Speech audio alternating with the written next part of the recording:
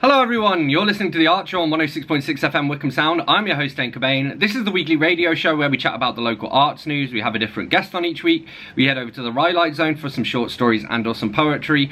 We catch up with Twangling Jack Ford in the Oak Shed for a weekly album review, and we play unsigned local and independent artists. As always, you can find us on Facebook. If you search for The Art Show on Wickham Sound, you should be able to find us. You can also email me here at the studio by dropping me a line on dane.cobain@wickhamsound.org.uk. That's dane.cobain@wickhamsound.org.uk. I'm particularly keen to hear from poets, performers, musicians, anybody involved in the local art scene, anyone with music, MP3s, etc. to share. Do get in touch. You can also listen to us on Catch Up. We're repeated on Monday nights on Wickham Sound. We're on the Wickham Sound Listen Again. We're on iTunes, Spotify, and wherever else you get your podcasts. One final piece of admin news, which is that because Wickham Wanderers have joined Wickham Sound, if there's a match on Tuesday nights, we're on Wednesday instead. So just keep your eyes peeled on Facebook for the latest updates. So this week we are going to be chatting to local artist Dacarter. But before we do that, we're going to head over to the Rhylight Zone, and this is the latest instalment of formerly The Rise and Fall of a Social Network, which is a novel by myself, Dane Cobain. We've been serialising it in recent weeks, so you can catch up with previous excerpts on previous episodes. It's also available in paperback, electronic and ebook formats on Amazon and everywhere else. Chapter 6. On the following Sunday, we hit a major milestone. 50 million registrations, as well as our 11,000th death. Flick sent me an IM to tell me that she'd been summoned to the brand new office. Even though it was the weekend, she was keen to get things started. Sarah was out of the house and I needed to shift some code, so I said I'd meet Flick there. 10 minutes after agreeing to meet Flick, I was descending an escalator towards the central line with my laptop tucked under my arm because Sarah took my rucksack with her to the gym. I hate the tube. It's dark and it's dirty and too full of sweaty commuters. Luckily, the commuter crowd disperses over the weekend.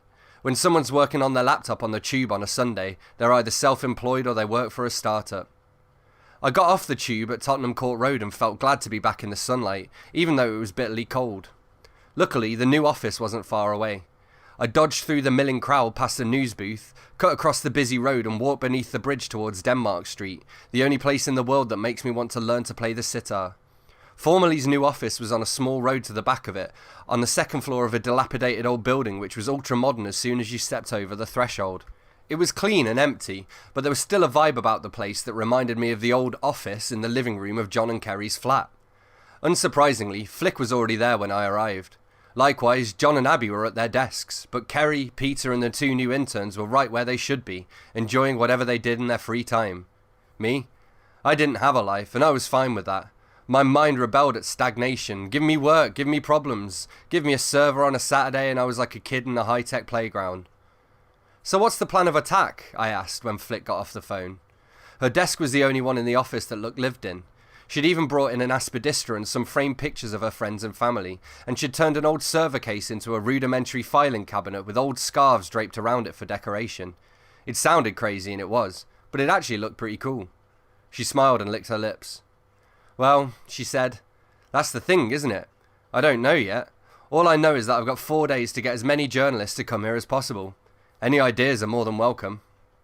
Free beer should do it, I said. That's not a bad idea, Flick laughed. I doubt that John would sign it off, though. The founder, who'd been listening to our conversation whilst working on a presentation for potential investors, looked up from his screen. That's fine by me, he said. Just do what it takes. It's time for us to hit the big leagues, and it's time for you to earn your keep. We're ready to go international. We've got good growth in most of the Western world, but that's not enough. We're starting with Chinese.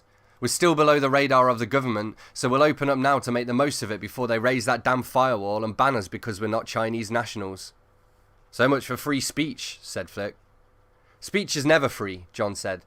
It's expensive. They won't ignore us for long, but it'd be good to get a foothold if we can. They can't censor the internet forever, and we'll be right there when they lift the filter. Next, we look to India. Abby is chipping in some overtime to work on the translations, and we're looking for another developer to help him to launch the new languages. Let me see the list of translations when you can, boss, said Flick. I've got an idea.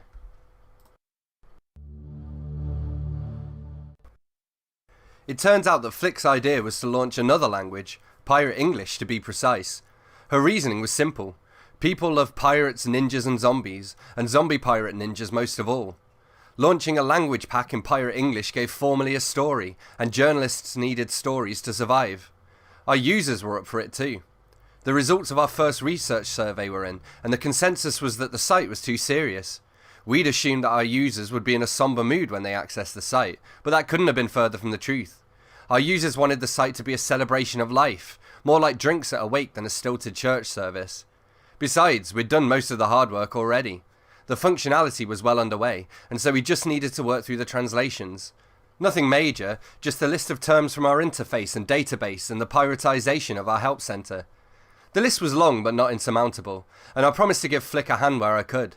The first thing she did was to summon Abby. John's timeline for the first new language was 3 weeks, but Flick wanted to cut that down to 3 days. She put the pressure on too. Within an hour, she'd pushed out a hurried press release, shouted from social media, and called a couple of old friends who owed her enough favours to justify her ringing them on the weekend. By then, the wheels were in motion.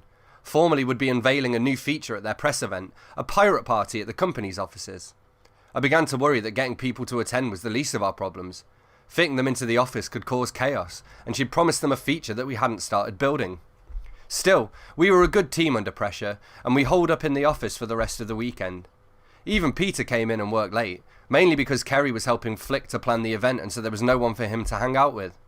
We pulled an all-nighter on Sunday and got a beta version up and running on our staging server, but it needed styling and the language packs were nowhere near completed. We managed to outsource some of the Chinese translation to a company called Ward Communications, but even at a premium and with all of their available resources, they were going to struggle to have it ready in time for our deadline. We needed it by noon on Tuesday to get it checked by a third party and then added to the site. There was no time for proper testing. We planned to get it up and running and then ask for users for feedback along the way. But I enjoyed it. I love a challenge. By Tuesday, we were turning up to work with sleeping bags and passing out under our desks or in the boardroom. That evening, Flick and I shared a couple of bottles of wine and tried to roll out the language pack for Pirate English. Flick was living a dual life. By day, she was working on the launch event, which was invite only and a hard sell. By night, she worked on the translations and picked up any pieces that were left over. That evening, when I was drunk, exhausted and emotional, I kissed her. Maybe she kissed me, I don't know. We went from sitting side by side to climbing on top of each other in a heartbeat. I looked at her and she looked at me, and that was it. We didn't have sex, but we slept together, curled up in each other's arms in a shared sleeping bag. When we woke up again in the cold light of day, we put the evening behind us. There was work to do.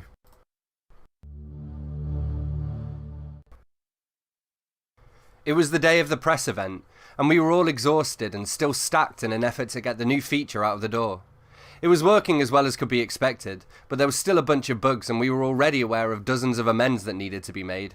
Still, it worked well enough for a demonstration, and we planned to launch it the following day if we ran into any last-minute problems and had to delay it.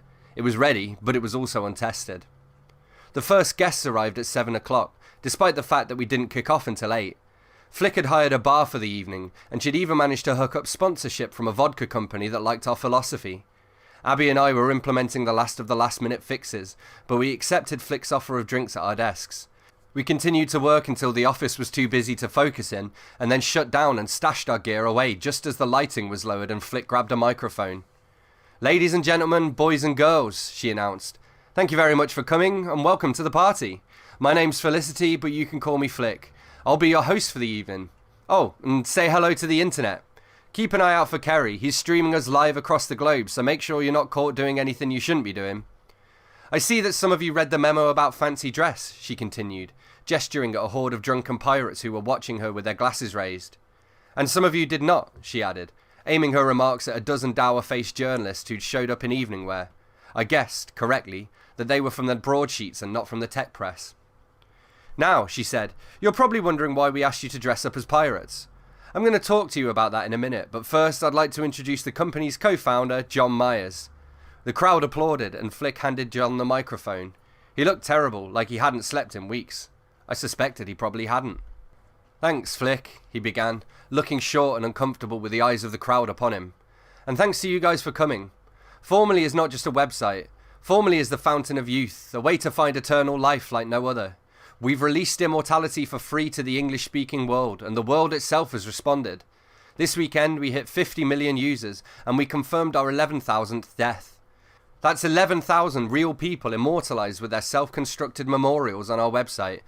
And, better still, we're growing at an alarming rate. I can't tell you who we're working with, but we're also taking on investment and expanding, hence our brand new office. Do you like it? The crowd erupted in a cheer for a few seconds, which John took as an opportunity to take a swig from a bottle of water. He smiled as the noise faded away. Thank you, he said.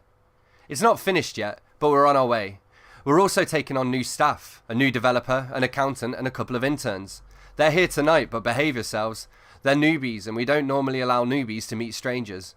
We've got a brand new feature to announce, but first I want to give you guys some metrics. By now, the office was awash with the light from dozens of handheld devices, from iPhones and iPads to Nexus tablets, MacBooks, and even a couple of Blackberries. So, John said, 50 million users and 8 million monthlies. The site has been visited from 300 million unique IP addresses in over 100 different countries. We've helped to solve a murder case in Germany, to reunite a family in Israel, and to bring closure to thousands of grieving friends and relatives. We'll be releasing an infographic and a full chart-by-chart report of key analytics in our blog over the next couple of days, so keep your eyes peeled for that.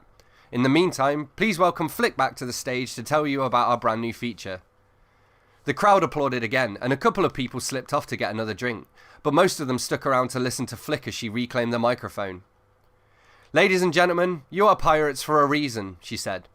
At midnight tonight, our new user interface will become available in 2 new languages, one of which is Pirate English. At first, there was silence.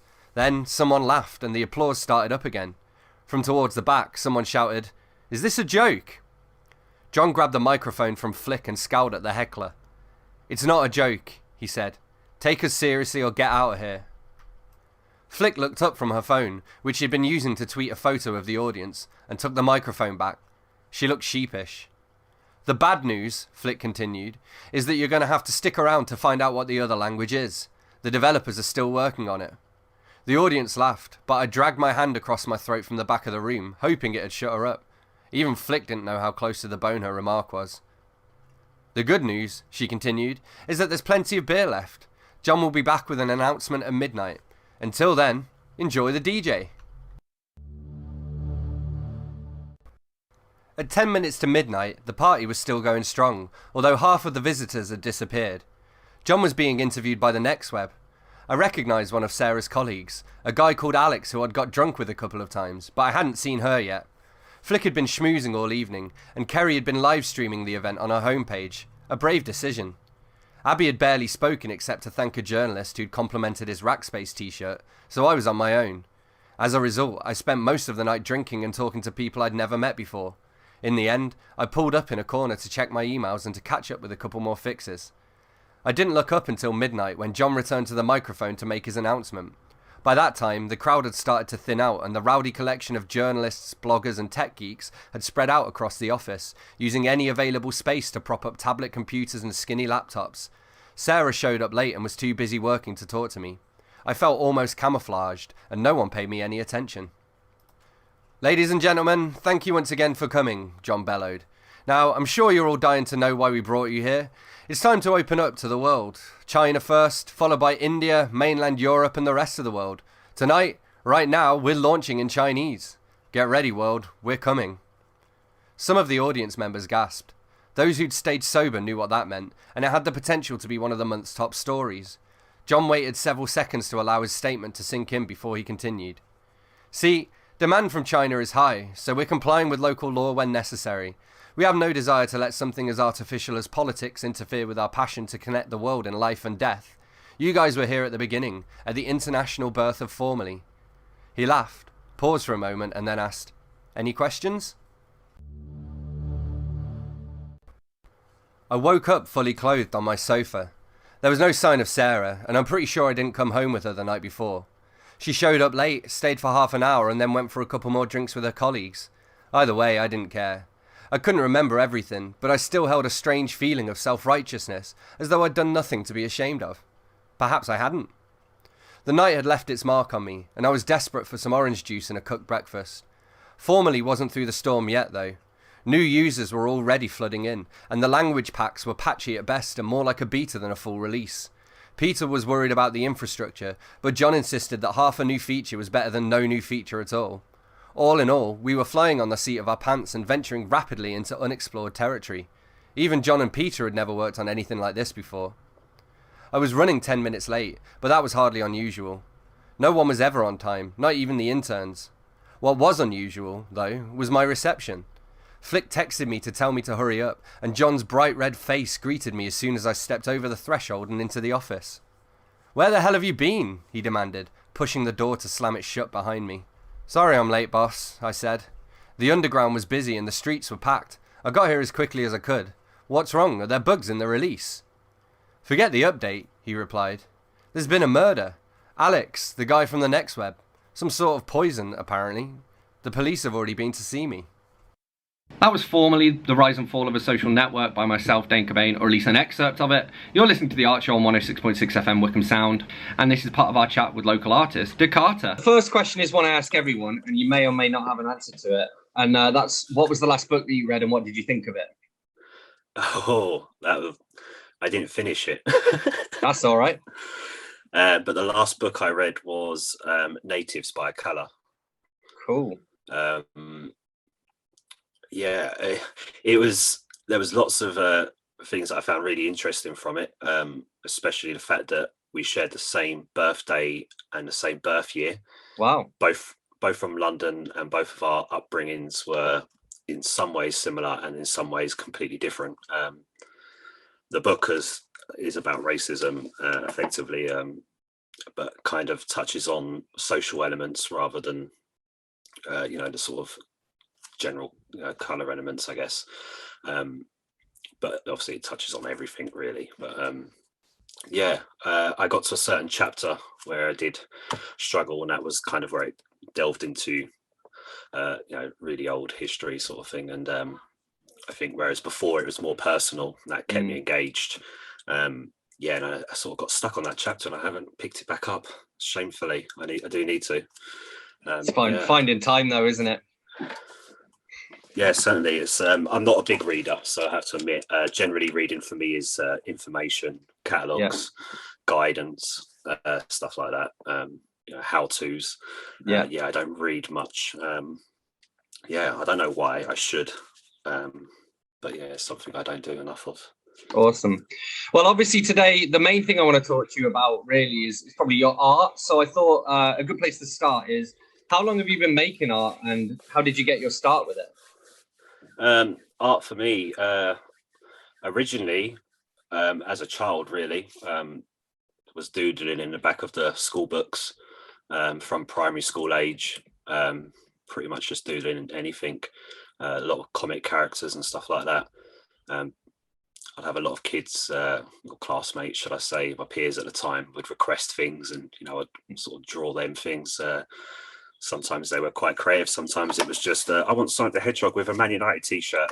It's just things like that. But I got into art very young, doodling.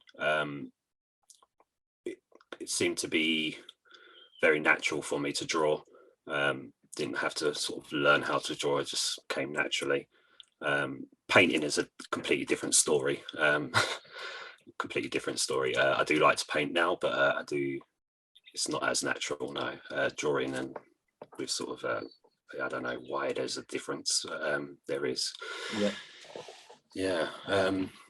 pretty much from a young child, I carried on drawing like that.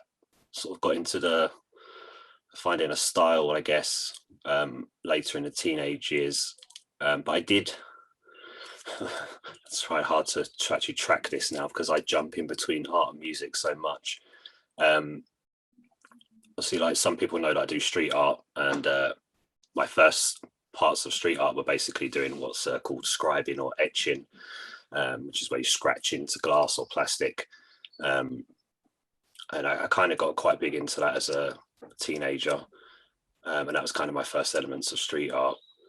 But it was shortly after that I got into DJing, and when I got into DJing, I absolutely pushed art aside and didn't see it again until I stopped DJing and took art back up again in probably 2015. So there was a big 10-15 years of creating no art.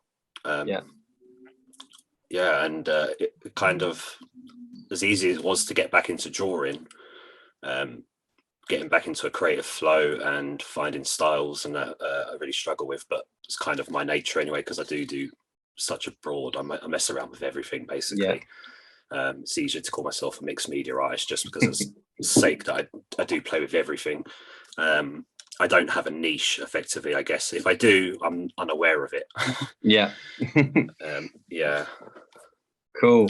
Well, we'll talk some more about your music in a little bit as well. But one of the things I wanted to know about your art, what are some of the opportunities that it's led to? Again, it'd be quite broad if I sort of move into different elements or different things that I've done. But I'd say sort of opportunity wise, I mean, you don't sort of get much further than just sort of being displayed, I guess, in exhibitions or selling work. I used to host a monthly, I don't know if you call it competition. There was competitions behind it, but effectively, yeah, we'd put out a theme and then artists would work on it and then we'd showcase them all and people would vote on a winner. It turned into competitions when we started introducing sponsorships to it. You know, we'd have like either another graffiti artist or someone that had a product that they wanted to give away.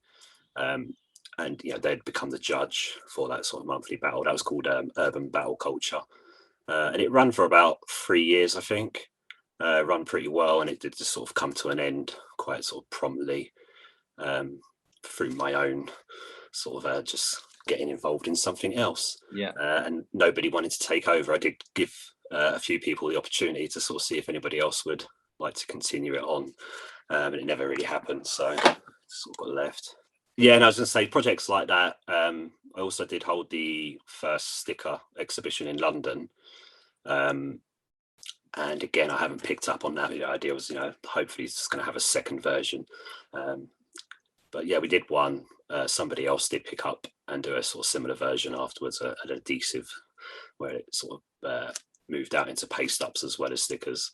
But that was fun. There's lots of projects like that go on. Well, one of the things I wanted to ask you about as well was the T-shirt design you worked on for Wickham Arts Centre. And I think that was related to, am I right in thinking that you have ADD? Is that right? So yeah, ADHD, ADD, depending on what they're calling it these days, it's sort of changing quite a lot. Yeah. I'm undiagnosed. I'm still seeking diagnosis. Yeah. I'm at the point where literally the other week I was debating paying for it outright and going down that route, because as an adult it's harder to go through the sort of NHS channels. So a lot of people do go private. That T-shirt was a cool thing, and that was kind of the point behind that T-shirt. I think it was just that it said this is what you get if someone with ADHD designs a T-shirt. Yeah. With no answer there being the fact that if you saw the T-shirt, it's you think it's cool. Yeah. And yeah, effectively, I suppose that comes down to a lot of me, and as I talk about unfinished projects a lot, that does play into it a lot, because I do chop and change what I'm doing so frequently that, you know, something I start today and be so excited about, and sometimes this happens in the same day as well, can easily be transferred over to something else that I get excited about, and that last thing gets left or missed, put on the back burner. It's pretty much my life. yeah, for sure. Cool. And speaking of like chopping and changing, so we mentioned your DJing earlier. What would you say, like, what's your kind of style? What kind of music do you like to DJ? And also, what was it like to, I guess, to sort of come out of retirement, as it were, and to do a set at the Arts Centre recently? Yeah.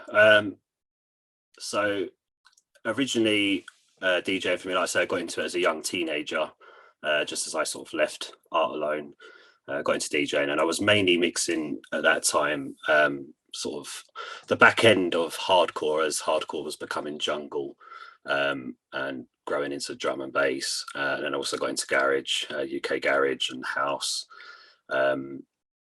Predominantly done bedroom DJing for about, I don't know, 4 years, and then got into the pirate radio scene. Which in the pirate radio scene I was predominantly doing UK garage. That was kind of what my name was associated with, but I did constantly go back and forward between jungle, drum and bass as well. Always collected them as records, but my shows at the time were predominantly garage. I wasn't too fussed about playing out. I used to like turning up to radio, sort of doing my own thing, and having listeners involved that way. But I did play out occasionally. Generally, it was sort of more for if the radio station was putting on an event. I'd tag along to that, or I think I hosted a couple of events for myself. They were like birthday bashes where I'd get other DJs and MCs involved. But yeah, so I didn't ever really play out too much before either. I had a short residency for a while in Enfield. At the time, the scene was changing a lot. It was sort of going from DJs being paid really well to everyone just booking the latest new DJ for free, and then the following month getting another new DJ for free. And it seemed to become a cycle. And that cycle also turned into ticket sales, where, it wasn't just the DJ, you had to sell tickets. And it just put me off. So I stuck with radio. I don't know too much about what the scene's like now, if it's the same or changed again, but like everything, it always changed, and depending on who's on top of these things, sometimes greed gets involved in it. So pirate radio also changed that way a lot. Pirate radio originally, when I joined, was DJs turned up and play, and they would make their money from the advertisements, and that shortly turned into a thing where DJs were paying to present themselves to the world, and well, I can do that myself if I want to. It's just one of those things. But I did love radio, and I used to love going every week. Pretty much the only reason I stopped radio is because I moved to Wickham, and I didn't know enough about the music scene in Wickham when I got here. Coming from the outskirts of London, where the travel wasn't too bad for me to be, going to radio each week. I got to Wickham, I didn't know much about the scene here, didn't know what was going on, who was doing what, and I couldn't find much in the DJ scene here when I first got here. I have seen that there is a scene now, and there are people doing stuff. So now that I'm stepping back into it, I will be venturing out a bit more. As for my return, the art scene, I loved it. I was nervous. It had been so long. But about 5 minutes in, and I just felt at home again. It was really good, and it was great to have the opportunity, of course. So, You're listening to The Art Show on 106.6 FM Wickham Sound. I'm your host, Dane Cobain. I'm here in conversation with local artist Dacarter, and this is Off Party When You're Around.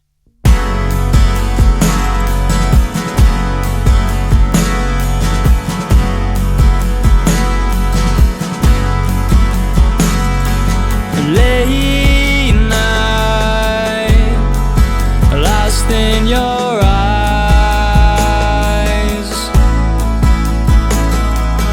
make sure nobody's around, nobody inside.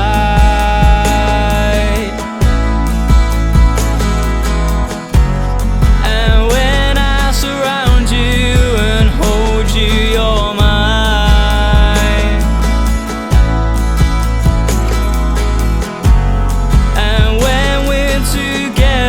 Don't think about time, but I'm not with you tonight.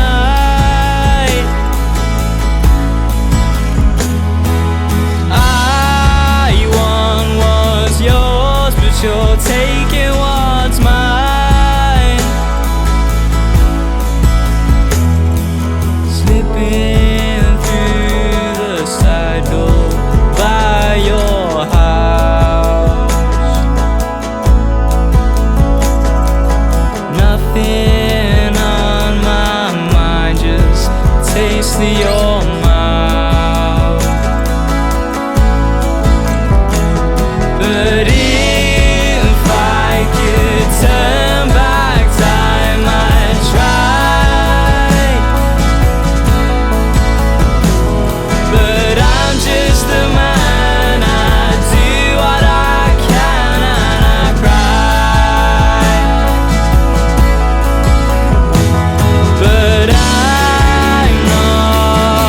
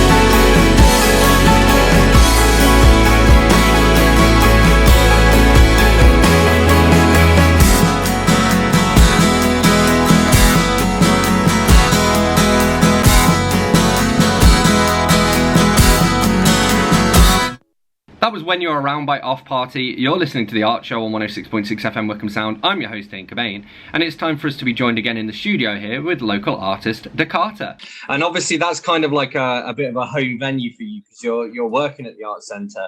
And I wondered if you could tell us a little bit about like what does your work there involve? So obviously doing the digital marketing, predominantly I'm sort of sharing what's going on when it's happening, as you know very well. Just trying to get the reach out, try and get more people in, get people knowing what we do. Effectively, we're the creative hub for Wickham, so all things creative, whether it's art, dance, theatre, music, we do everything. So obviously we have a lot of shows on, we have a lot of people booking things, we are constantly keen for more people to come. So if anybody out there, wants to has an idea, wants to get involved, whether it's a private hire, whether they've got an idea of a community project, we're all ears. But yeah, I'm loving it as well. Again, it just fits in. Obviously, I was a friend of the Arts Centre for a long period of time, and I've met many friends through the Arts Centre that I, really class as close, good friends now. So, it's an amazing place for me. Love it. So. Awesome. And kind of building on that, I guess, like how important would you say art and music and the creative arts in general are to the local community? Very important. Obviously there's different aspects, whether it's sort of general public, we need things in the area there. Like I say, when I first got here, that I thought the scene was dead. Sometimes you got to go to places like the Arts Centre to find where these people are. And there is, there's pubs and there's clubs, and sometimes they're just about, putting on one particular performance, or sometimes they're about, a particular performance that on goes. But the Arts Centre, you've got such a variety, and quickly, if you feel like you're alone in Wickham with whatever it is you do, you'll soon find that there are other people, in your world there as well. So, creativeness is something a lot of people, if it's what you're about and you're struggling to find other people that are, got the same sort of process and same sort of thoughts and ideas, it can be quite, what's the word? I don't know the word I'm looking for, challenging to get by, I guess. And meeting like-minded people is an important thing, I think, really. And then there's other sort of forms of it, other people that might not even know that they're creative, it might not have anything to do with creativeness, but generally creative people are, caring, welcoming people, normally very open-minded, very broad sort of thinkers, and you'll find that you're probably welcome there, even if you're not into what you think you're into, and you find a new hobby, a new thing to get into, and new people. I suppose as well, like kind of as you were saying about with the clubs and pirate radio and things. So a lot of the local pubs and whatnot, if they're putting on events, they need to make their money back. Whereas with the Arts Centre being a non-profit, they can take a bit more of a risk and put art on that they believe in. And, it's not that they don't want to make money, but it's that the making money is secondary to kind of being a platform for that art. Absolutely. Especially for like things that are unique.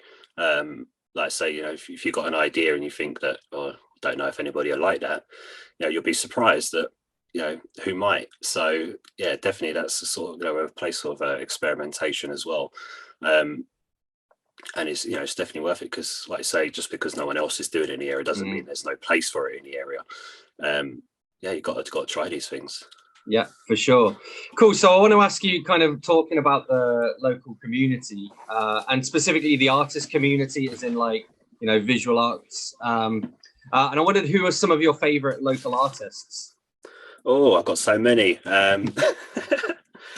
Well, obviously, I've got a couple of really good friends that I've met through the Arts Centre. A lot of people will know Dacarter, as he's also our, sort of resident artist in residence, shall I say.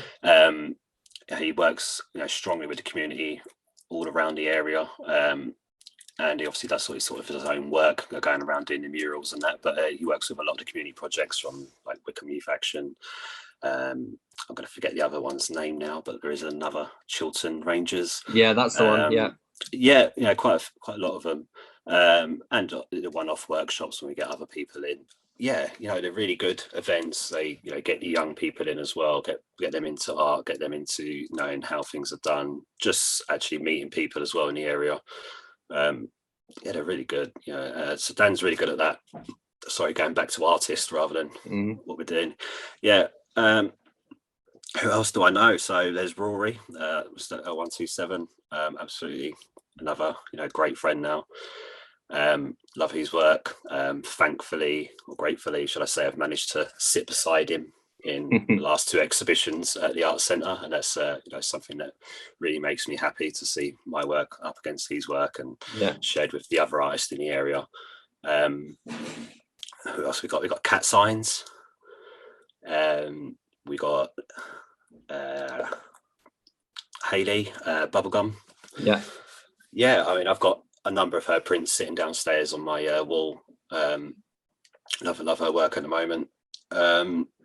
There's Calculator, who I'm sure you know, because I think it's the artwork for your show. Yeah, it is. Yeah, and there's one of his paintings is behind me of my cat as well. Yeah, cool. So I haven't seen him for a little while myself, but yeah, I haven't either. Yeah, lovely dude, lovely guy. So many people. I always have trouble pronouncing. I'm going to try and say it. Jan. Yeah. Do you know Jan? Yeah. Yeah, lovely work. Oil paintings, something I can't do. Yeah, his is much more more like traditional art, I suppose, isn't it, or more like classical style? Yeah, but it's so easy to get lost in them. And stand there and really look at them. I was really quite surprised when I saw one of his portraits, because I never see him do a portrait before. Saw the landscapes, and when I saw one of his portraits, I think it was of our previous mayor Annie, and it was in the Guildhall, and I was amazed. It's like, wow, this dude, quality. But yeah, it's the style he brings through with the paintings. So something I can't do for more money. Or oil paintings, I have no idea. I tried oils once and made a mess. I probably could have palmed it off as abstract, but but no, I knew it was a mess. So I've only got a couple more questions I wanted to ask you as well, and one of them I think you'll have an interesting answer to. What are some of the similarities and differences between making music and making art? I'm probably going to contradict myself 100 times now if I do try and answer this. I guess one that I wish I could really fall to grips with in terms of music, and that I find easy with art, but I struggle with music, and that is just letting what happen. Because when it comes to art, for years I didn't really understand abstract art. Now I'm making abstract art, and I do have an understanding, I do have an appreciation of it now. But for years I was in that category of where it's just like, what's this? And I didn't quite get an understanding for it. Whereas now a lot of the work I'm doing now is predominantly about that sort of mark making type work, pushing out emotions that people might not recognize, they might not, but effectively letting, there's that old saying, I can't remember what that saying is, but about the mistakes being the happy little accidents, Bob Ross used to call them. Yeah, that's the one. Yeah, so like your happy little accidents. I think I have no problem with that in art. I can get away with that, and I can go with it, and I allow it. I'm struggling with that with music. I feel like I got an idea in my head, and if I can't get it out exactly how I want it, I'm unhappy. And sometimes that comes down to, I am self-taught at the moment. I have had previous coaching here and there a long time ago, and I'm getting a little bit of coaching now with a project that I'm working on. But yeah, I do struggle with not getting the exact sound that I want. Whereas in the art, if I didn't get the exact image that I want, I'd still be happy probably. There's only one question left anyway, which is what's next for you, and where can people follow you to stay up to date? So next for me at the moment in terms of projects, what have I got going on? I'm continuing the Mono Mood series, which is what I had on display at the Bucks Arts Week at the Art Centre. That's something that's going to continue. Not sure when I'm going to release the next lot of paintings, but that will continue. I've got the 4-track EP that's going to be entitled Drones. That is something that's coming, but how long that takes really depends on what I do with it. At the moment, it's the idea of a 4-track EP that's going to in the genre of drum and bass. That's going to tell a story from start to finish throughout the 4 tracks. The thing that might take longer about it is that I would also like to do an animation to go with it. So no animation, that might be out in a year. Animation, it might be 5 years. What else have I got? I was talking about reading earlier. I don't do much reading, but I do writing. I've got a few zines that I want to get done. One of them is to be titled Wordplay, which is going to it's called Wordplay, but the cover is going to have in no particular order because the whole thing's going to be done in no particular order, but mainly sort of quotes, short poems, haikus. I write a lot of haikus. Cool. So predominantly that sort of thing. Zines. Trying to think what else I might be doing. Anything else that comes up at the art centre, probably. Not too sure really, but the place to find me or keep up to date is Dacarter.org.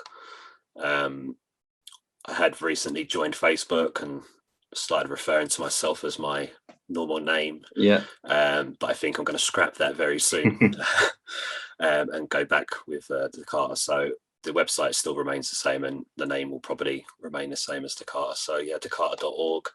There are updates coming this week. I nearly closed the web page down, as you do sometimes. There are artworks for sale. I think I do need to actually upload that section because I've got quite a few abstract paintings to be added on. And I might possibly be doing live streams as well. Cool. Which again, if that happens, probably want to reach out to other musicians because I've got the utilities I set to say for people to stream from the site. So I wouldn't mind. Maybe that might be the next group collaborative project to get multiple people streaming. Big thank you to Dacarter for joining me. You're listening to The Art Show on 106.6 FM Wickham Sound. I'm your host, Dane Cobain, and this is Radio Generation with Milk and Alcohol. 1, 2, 3, 4.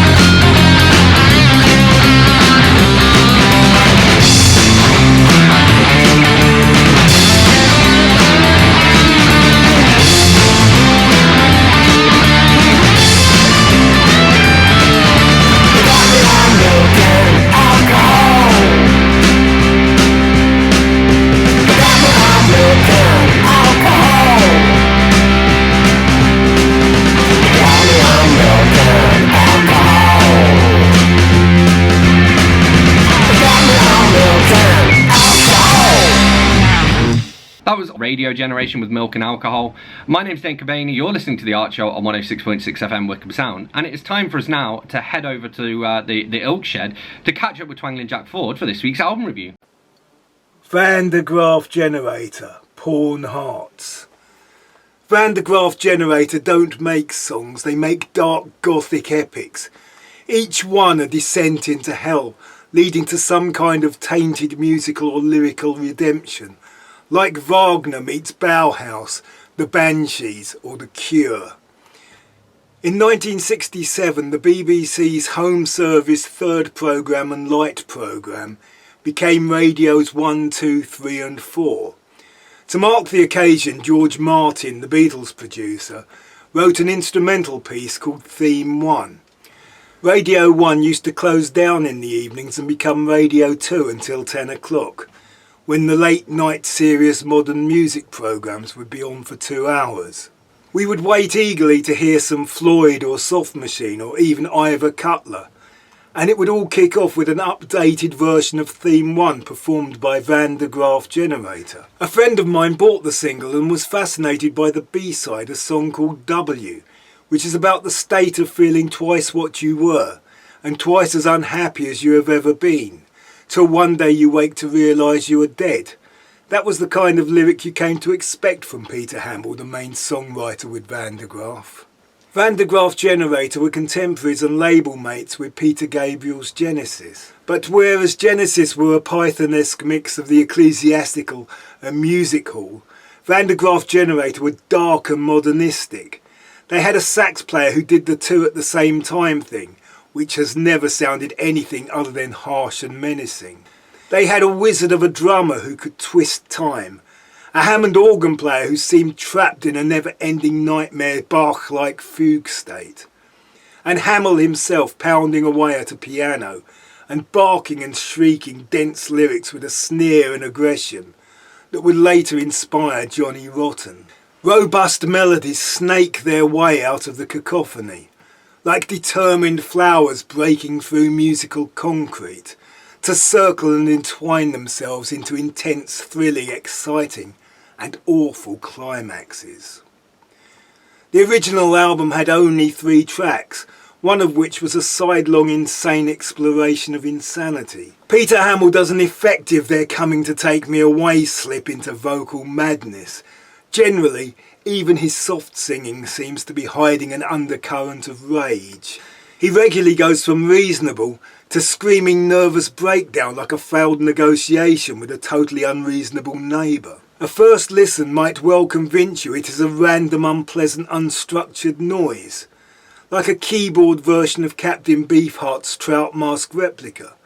But if you look deeper, you will be swept away by very structured pieces that kick your emotions around from mud-splattered touchdown to glorious conversion. The CD version also includes Theme 1 and W, and some other inconsequential bonus tracks. All Van der Graaf Generator's previous albums are worth hearing, but they split after this album. But then they reformed to make a further series of excellent albums. They then split again, only to reform in this century. They continue without the sax player, but still with the other 3 original members, playing live and still making new music. Porn Hearts, Van der Graaf Generator. Big thank you to Twangling Jack Ford for this week's album review. Thank you to Dacarter for joining me. Thank you to all of the artists whose music I've shared. As always, you can find us on Facebook. If you search for The Art Show on Wickham Sound, you should be able to find us. We'll repeat on Wickham Sound on Monday nights. We're on the Wickham Sound Listen again. We're on iTunes, Spotify and wherever else you get your podcasts. And you can also email me here at the studio by dropping me a line on dane.cobain@wickhamsound.org.uk. That's dane.cobain@wickhamsound.org.uk. So as always, thanks a lot for tuning in. I'm going to leave you with one last tune, and this is the magnificent Dan Pride with Black Cloud. I'll see you next week.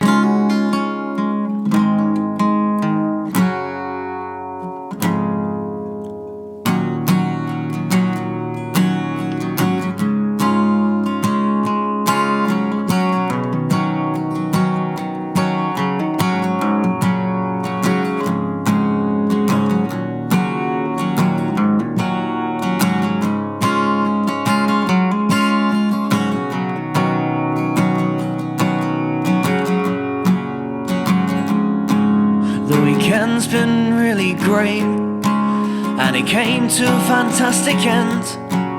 But today, for some unknown reason, I feel stuck in another U-bend. I just can't get my brain working, despite all the things to get done, despite all the good times that have just been. My productive mindset is up and gone, and everything feels useless right now. Don't wanna stay here, but I don't want to go out, 'cause I feel lost and I feel trapped, and I don't know how I should act. 'Cause I know that the black cloud has come back. Another day is wasted away, and it feels like I should have stayed in bed, because the black cloud has come my way. It's taken 2 hours to make a coffee. Seems I just can't find the energy to do even the most simple of things that help me feel like me. I wanna take myself back to the good times, but my memory right now is like a sieve. I wanna start again from Friday, 'cause today I don't feel so proactive, and everything feels useless right now. Don't wanna stay here, but I don't want to go out, 'cause I feel lost and I feel trapped, and I don't know how I should act. 'Cause I know that the black cloud has come back. I'm confused to what I should do. I don't know where I can run to. The room's gone so heavy this time, I just can't see through.